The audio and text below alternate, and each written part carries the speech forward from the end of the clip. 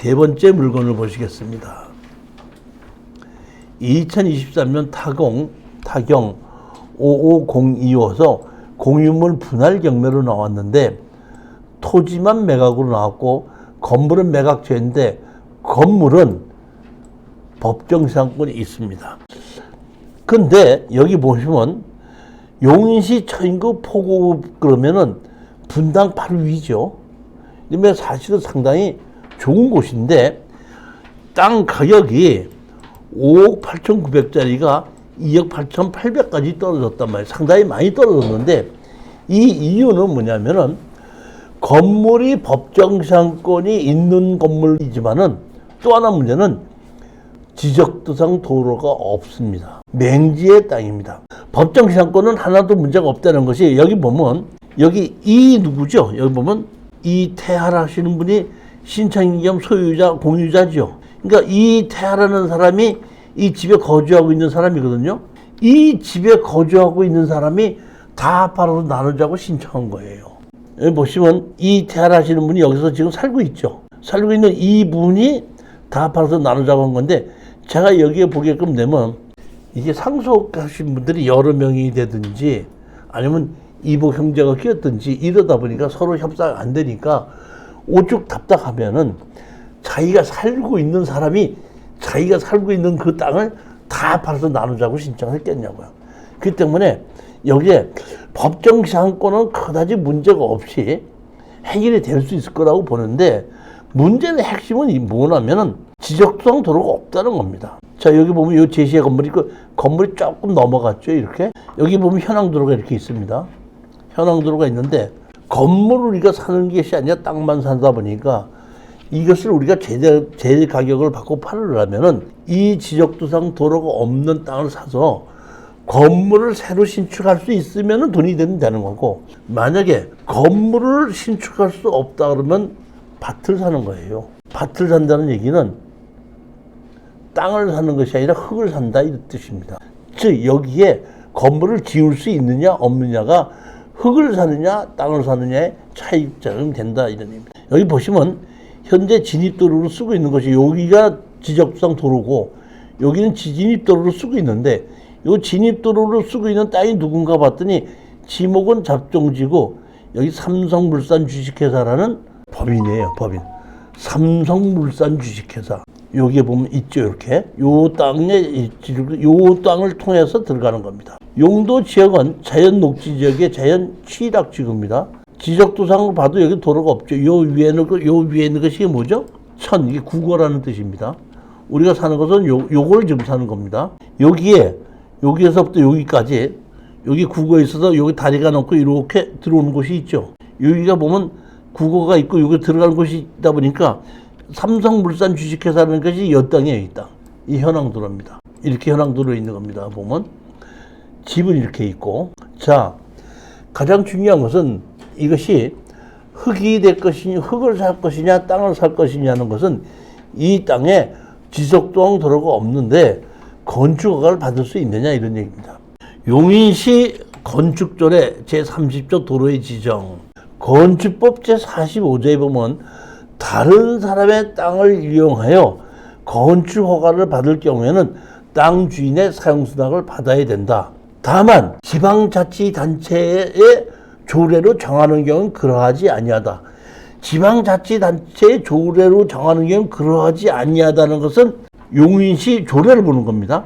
용인시 도로의 지정 보면 법 40제조 1항에 따라 주민이 오랫동안 통행로 이용하는 사실상의 통행로로서 다음 각호의 어느 하나에 해당하는 경우는 허가권자가 이해 관계인의 동의를 받지 않고 땅 주인의 사용수납을 받지 않고 건축허가를 내줄 수 있다. 언제? 복개된 하천 제방 고온내도로. 그 다음에 제가 빨간 거 했죠?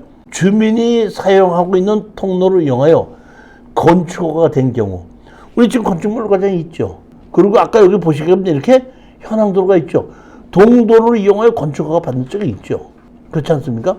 자, 그러면 우리는 이 땅을 사가지고 팔으려고 할 때 공인중개사한테 내놓고 팔아달라고 하면은 사는 사람이 이거 맹지네요 이렇게 하고 안 사겠죠.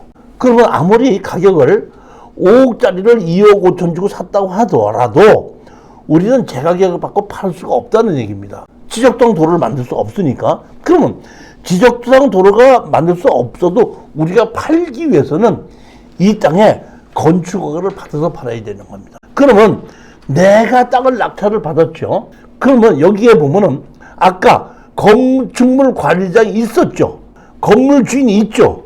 그러면 건물 주인과 땅 주인이 같으면은 이 건물을 허물지 않아도 건축허가를 내줘요. 왜? 자기 건물에 자기 땅이다 보니까 자기가 새로 건물을 짓다 그러면은 허물지 않으면 지가 허물어서 질 거니까. 그러니까 여기에 있는 건물 주인과 땅 주인과 건축허가권자가 같으면은 건축물 관리장을 멸시를 하지 않아도 건축허가를 내준다는 겁니다. 그런데 땅 주인은 나고 건축물은 다른 사람이죠. 그럴 때는 멸시를 하기 전에는 건축허가를 안 내줍니다. 그러니까 우리는 이 땅을 사가지고 그냥 건축허가를 내서 팔아야 되는데 건축허가를 내서 신청하면 건축허가를 안 내준다는 뜻이에요. 즉, 이 얘기는 뭐냐면 우리는 법정상권이 있다고 하더라도 낙찰 받고 건물 주인에게 건물 철거하고 나가라 지려달라 그러면 그 사람이 법정상권을 주장할 수 있죠. 그 법정상권 주장을 하면은 철거는 하지 않지만 지료는 내놔야 되죠. 근데 아까 거기서 살고 있는 사람과 건물 주인은 다르죠. 그러면 살고 있지 않은 사람이 거기에 답해서 나누자는 사람을 위해서 지료를 그 사람이 주겠느냐고요. 그러니까 법정상권은 자기가 법정상권을 주장해서 이득이 날 때 주장을 할 수가 있는 겁니다. 그러니까 우리는 건물 주인을 상대로 뭘 한다? 철거와 지료 소송을 하고 상대편이 법정상권이 있다면 그럼 지료만 달라 해놓고 건물을 나한테 달라고 해서 살 수도 있고 가격이 안 맞아서 팔지 않는다고 하면 건물만 지려갖고 따로 경매를 집어넣어서 건물까지 내 걸 만들어 놓고 철거하기 전에 건축허가를 새로 받아놓고 그 다음에 매도를 해야 된다 이런 얘기입니다. 제가 토지 개발 강의가 있고 특수 경매 강의가 있는데 매주 월요일 날에는 토지 개발 강의를 하는데 이달 29일서부터 맹지의 건축법상 도로 만들기다 이 책을 가지고 새로 강의를 시작합니다. 이 책을 싹 정리를 했습니다. 정리를 했다는 얘기는 이런 얘기입니다. 제가 여태까지 한 20여 년 동안을 지적도상 도로가 없는 땅에 건축허가를 받은 것을 다 찾아보니까 건축법상 도로가 16개나 되더라고요. 제일 첫 번째 뭐라고 나와 있냐면 이러이러한 것은 건축법을 적용하지 아니한다. 쉽게 해서 미만의 지역은 건축법을 적용하지 아니한다. 그러면 건축법을 적용하지 않기 때문에 건축법상 도로가 없어도 건축허가를 낼 수 있죠.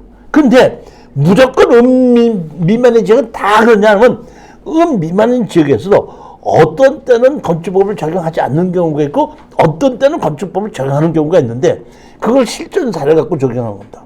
또 어떤 경우에는 건축법을 완화해서 적용할 수 있다. 어떤 때는 현황 도로가 있어도 반드시 사용선당이 있어야 되고 어떤 때는 현황 도로가 있어도 사용선당 없어도 돼요. 도로가 아닌데도 담당 공무원이 여기는 마을 안길이네요. 그럼 또 건축허가를 내줘요. 그러니까 이렇게 건축법상 도로를 내는 걸 다 분리를 해보니까 14가지가 되더라고요. 16가지. 그래서 이 건축법에 의한 도로가 없어도 건축허가를 내는 16가지의 실전 사례를 갖고 이번에 책을 교재를 다시 만들었고 이걸 가지고 다시 강의를 한다 이런 얘기입니다. 네 번째 물건을 보시겠습니다. 충청남도 아산시 영인면 신봉리에 임야가 10,000평입니다. 10,000평이면 상당히 큰 땅이에요. 그리고 지목이 농지가 아니다 보니까 건축물 관리장이 없는 건물이 2개가 있어도 농지증을 받아라 말아가 없기 때문에 이건 그냥 낙찰을 받을 수가 있기 때문에 그런 면으로 또 상당히 좋습니다. 보면 14억짜리가 4억 8천까지 떨어졌거든요. 이것도 상당히 좋은 곳인데 보면 한 필지고 농림지역입니다. 자, 땅을 보시게끔 되면 여기 보면 부동산 현황, 중앙으로 용화사로 올라가는 시멘트 포장도로가 있고, 다시 말하면 용화사라는 절이 있고 거기 올라가는 포장도로가 우리 땅 가운데로 지나간다 이런 얘기입니다. 그 다음에 무허가 건축물 관리자이면 주택 한 동과 벌통이 있다 있고 벌통 관리사가 있다 이런 얘기입니다. 그 다음에 오른쪽에 주택이 한 동이 있습니다. 그 다음에 또 뭐가 있어요? 용화사에 뭐가 있어요? 불상이 있습니다. 주택이 두 동이 있는데 주택 하나는 한상명이라는 사람이 전입해 있고 또 한 사람은 나종산이라는 사람이 전입해 있습니다. 2차 현장 출자해 만난 지암 스님에게 문의한 바 불상 부분이 있는 본권 부동산에 일부 포함됐다. 즉 우리 땅 맨 끝에 용화사라는 절이 있고 용화사로 올라가는 도로가 우리 땅 가운데 있고 용화사에서 쓰고 있는 불상이 있는데 그 불상은 우리 땅에 침범해 있다 이런 뜻입니다. 그 다음에 주택이 두 동이 있다. 건축물 관리장이 없습니다. 근데 제가 보기에는 건축물 관리장이 없어도 무허가로 지어서 건축물 관리장이 없는 수도 있고 허가는 받아서 지었지만은 준공이 나지 않으면 건축물 관리장이 없을 수가 있습니다. 그러니까 이거는 무허가로 졌는지 준공을 받지 못했는지는 모릅니다. 땅은 권창영이라는 분이 낙찰을 받았는데 이게 가만히 봤더니 옛날에 언제 2010년도에 여기 보면 낙찰자가 권창용이죠. 이거 얼마에 낙찰을 받았죠? 7억 1,400에 낙찰을 받아서 14년이 지나고 난다 보니까 그 물건이 다시 경매로 나오는데 이거는 얼마까지 떨어졌어? 4억 8천까지 떨어진 겁니다. 저는 물건이 좋더라고요. 자, 항공사진 보면은 여기에 보면 여기 밭이 있고 집이 한 채가 있죠. 요 집이 한 채가 있고 그 다음에 여기 벌통이 있고 여기 집이 한 채가 있죠. 두 채가 있고 그 다음에 여기 끝에 보면 여기 용화사라고 있죠. 용화사가 있는데 용화사 요 앞에 요게 뭐예요? 요게 불상이에요. 그리고 여기 가운데 이렇게 뭐야? 우리 땅 가운데로 도로가 있습니다. 이렇게 된 겁니다. 이렇게 해서 이것이 약 10,000제곱미터입니다. 용도 지역은 농림지역이죠. 그 외에 다른 거 규제사항은 없습니다. 아무것도 규제사항이 없습니다. 이렇게 지목은 임야지만은 밭으로 쓰는 곳이 있고 또 나무가 실제로 심어진 임야가 있고 그 다음에 아까 건축물 관리장이 없는 입구에 집 하나가 있다는데 이 집이에요. 집이 보면 옛날에 진 집 같지 않고 요 근래에 진 집인데 제가 판단하기에 이 집은 건축 허가는 받았는데 준공을 내지 못했는가 아니면 그냥 무허가로 졌는가 근데 그냥 무허가로 짓기는 상당히 근래에 잘 진 집으로 보죠. 제가 보기엔 10년 안 된 것 같아요. 또 하나 집이 있는데 여기 아까 벌통이 있다 그랬고 여기 벌통 관리사가 있다 그랬죠. 벌통이 있고 벌통 관리사가 있죠. 그 다음에 이 벌통이 있고 벌통 관리사가 있는데 뒤에 보면 이것도 집도 한 채 있죠. 이 집이 하나가 있는 겁니다. 그러니까 벌통과 벌통 관리사가 있고 이 집은 조금 무허가로 옛날에 지은 집 같은 오래된 느낌입니다.